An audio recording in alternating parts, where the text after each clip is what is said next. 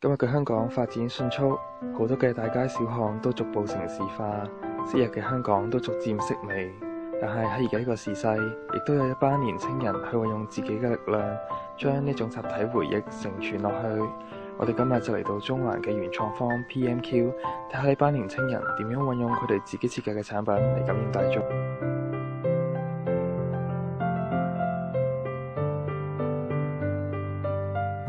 其實今次愛在大街小巷中找你呢個展覽咧，成個設計咧係源自於我哋嘅愛在大角咀中找你嘅。咁2年前啦，我哋嗰個 design studio 咧就係喺大角咀嘅楓樹街嗰邊。咁所以我哋每日返工放工咧都會喺大角咀道嗰度即係去行嚟行去啊，返工放工啊，食飯啊咁，即係開始咗喺大角咀嘅生活。咁我哋咧就主動咁樣去認識佢哋啊，咁同佢哋傾偈啊，去幫襯佢哋啊。咁慢慢發現咧，原來每間鋪頭都有佢哋自己嘅故事啦。咁所以我哋就開始將一啲鋪頭嘅人物咧，就變成一啲我哋嘅 character， 就開始畫佢落嚟。咁開始記錄咗佢哋呢一啲説話嘅細節啊，或者佢哋啲動作啊，佢哋着嘅衫啊，我哋就再做一啲立體嘅展示 product。咁其實點解會做立體展示 product？ 因為我哋覺得大角咀咧，佢混合咗好多一啲混合嘅文化。咁我都亦諗過，究竟我用啲咩物料啊，或者有咩技巧咧，先表達到咧大角咀呢種咁嘅特色啊，一種風格咧。咁後來我同啲同事一齊啦，就將啲我哋畫嘅畫啊、相啊先 print 出嚟，咁就試咗好多剪嘅或者黏嘅方法咧。最後咧，我哋就用咗一啲可能剪紙啊、一啲立體嘅黐，有啲感覺好似 photo 嘅方法咧，去表達翻呢個大角咀嘅區啦。當初你會諗住自己創業而唔去大公司度做設計？我主要出嚟搞公司，主要原因係因為沙士啦。咁沙士嗰陣時咧，眼見我諗你哋太細個，可能都唔知。沙士嗰陣時咧，香港好多公司咧都決定去炒人啊，或者唔會再投資啊，或者大家都要即係個人工開始唔提升啊，死城咁喺香港。咁雖然嗰段時間經歷得好短，可能都係4個月至半年嘅一個咁嘅低沉期，但係由呢個經濟衰退到沙士，其實都還即係纏繞咗我哋2年。咁啱啱嗰年就係我出嚟做嘅第3、4年嘅時候，我眼見到咧，我啲師兄啊，或者一啲做咗好多年嘅 senior designer 咧，係即係佢哋可能已經30歲啦，或者6、7歲啦，咁原來係每一日都好驚公司炒自己嘅，咁原來係好冇安全感嘅。咁所以咧，我就決定咧唔好等公司炒我啦，咁啊自己炒咗自己先啦。咁就出嚟咧，自己諗下有咩 do 啦。咁其實咧呢個世界真係好奇怪嘅，就有危就會有機會嘅，有機會就會有洗牌嘅機會。咁我第一桶金咧就係我沙士嗰陣時就會攞到翻嚟，都係我而家投資我公司嘅第一個資金。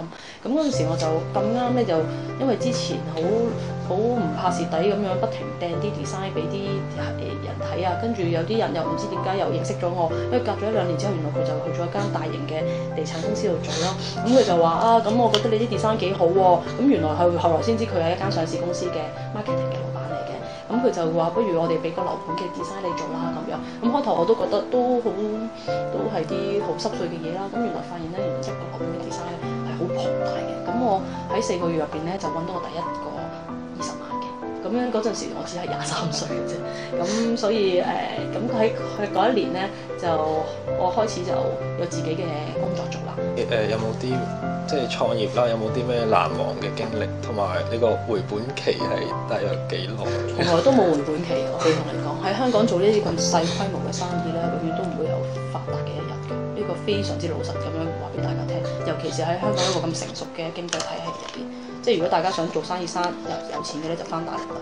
因為嗰度而家係發展緊，咁嗰度啲真係可以1蚊變100萬嘅機會仲會，不過而家都開始冇啦，因為我哋已經唔係60年代李嘉誠嘅時代，即係咁同埋我哋去賣 service 咧都係即係可能抌10蚊出嚟，只係賺15蚊嘅。咁所以你話即係首先就係有冇決心去做一個自己嘅生意，同埋對自己 career 係咪有咁嘅決心？即係如果有話我想賺錢做生意，我就建議你哋唔好做呢類型嘅嘢，因為係永遠都唔會賺到錢嘅。我哋只係賺到自己嘅薪金，同埋賺到好多機會。咁一路聽你講，你都係着重於設計多過盈利。咁你覺得有啲咩令你堅持走落去？呢個係一件冇回頭路嘅事嚟嘅，即係又堅持呢個亦都係我嘅生活嚟嘅，亦都係我嘅選擇嚟嘅。即係如果你今日叫我執晒全部嘢打翻工咧，我諗我打唔到工㗎啦。我驚驚我衝入去老細間房拍佢台話冇腦嘅，點會咁做嘢？咁呢個機會率係非常之高。咁所以呢個只係一條我已經選擇咗嘅路。咁所以冇話邊一樣係好，邊樣唔好嘅，只係我選擇咗之後，我必須要咁樣走落去。咁亦都而家都唔係話好差。咁如果話好差嘅話，咁就係個環境逼你去放棄。咁而家又未去到呢個階段嘅時候，咁我哋咪繼續去喺唔同嘅 milestone 去 review 去做好自己咯。